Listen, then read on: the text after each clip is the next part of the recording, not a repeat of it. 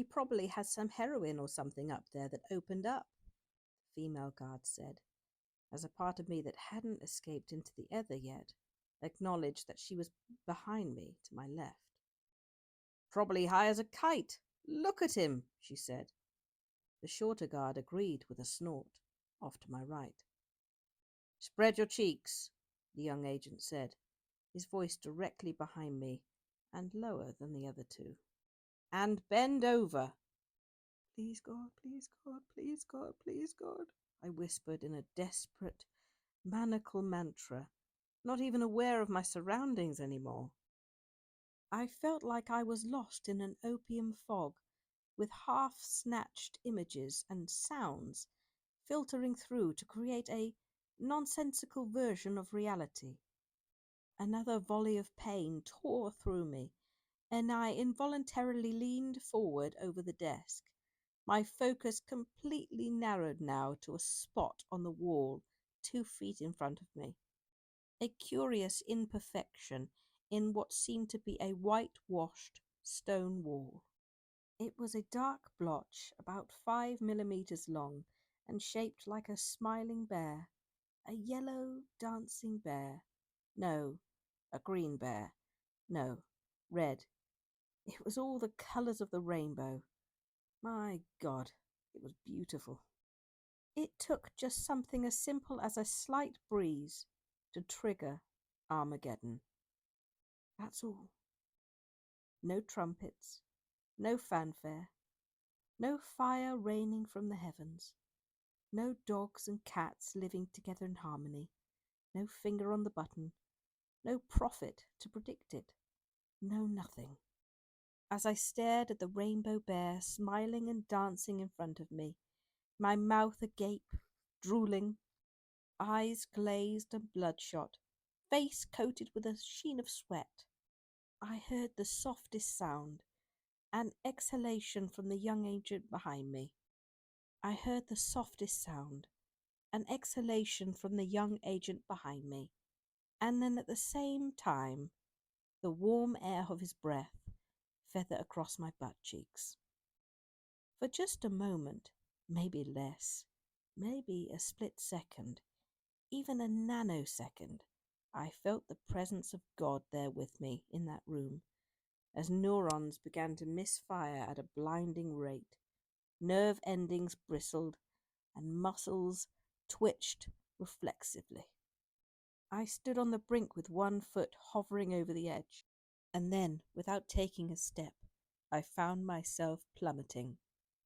With a sound like an extra-large plastic ketchup bottle being run over by a Mack truck, my sphincter released.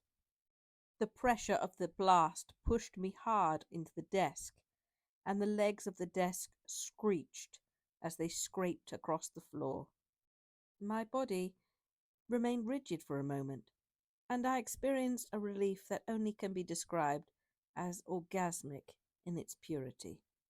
My eyes rolled back into my head, and my tongue lolled out of my head like a dog, and I emitted a low, sustained groan that grew in pitch as the filthy torrent pushed its way out of my body.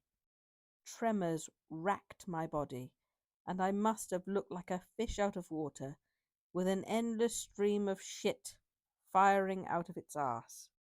Other sounds and sensations started to filter in now, as my consciousness began to materialize once more. The muffled scream of a dungeon filled with its prisoners near death radiated from my stomach. The rushing sounds of liters of liquid trying to escape through something too small to accommodate it all at the same time. The omnipresent sound of chunky liquid splattering against a hard surface with great force. The high-pitched screaming of a woman's voice calling out to God. Another voice sobbing uncontrollably, imploring to make it stop, and my own ecstatic, monotone wail. When my ordeal had eventually run its course, I was left panting for breath and wobbly-legged, half crying, half laughing with relief, barely lucid, and feeling as if I had birthed an elephant. My colon felt like someone had poured chili sauce all over it, and then sent in a colony of fire ants to eat it. Through my sobs, I heard the sound of dripping, like when the sprinklers are eventually turned off after an office fire, or after a thunderstorm, when the willow that overhangs a pond continues to rain down long after the sky has stopped. From behind me, the sobbing continued, and I heard someone trying to speak into a walkie talkie, but silly words that were all that the man could speak. It sounded like the ravings of a lunatic. With great relief, I slowly pulled myself off the table, legs trembling, my stomach making one last sound, a loud, prolonged gasp bubbling that eerily resembled a pig orgasm.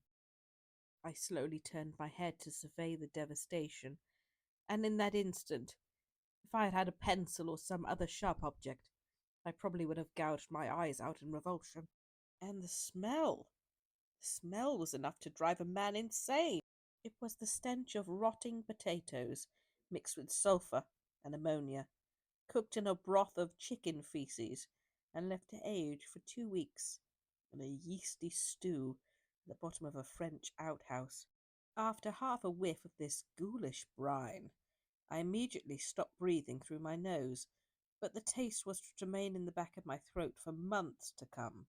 The young agent had taken the brunt of the foul witch's brew, and at first I couldn't process what I was seeing.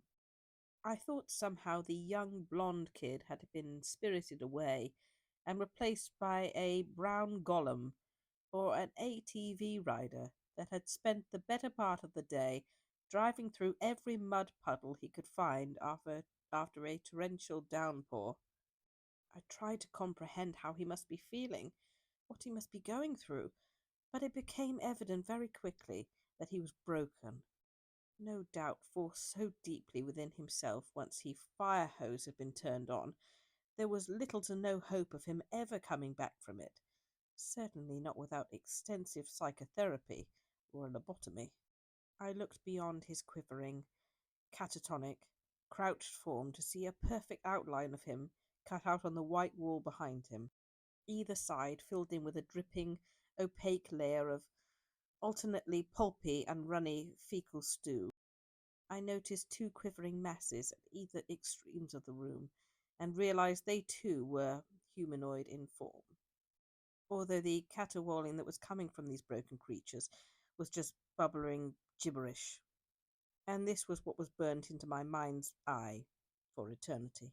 Needless to say, I missed my flight. In fact, the next week is a blur. I spent a week or so in the hospital, enclosed in a well-ventilated, sealed room, with suited doctor coming in on the hour to monitor my vital signs as they tried to rehydrate my body.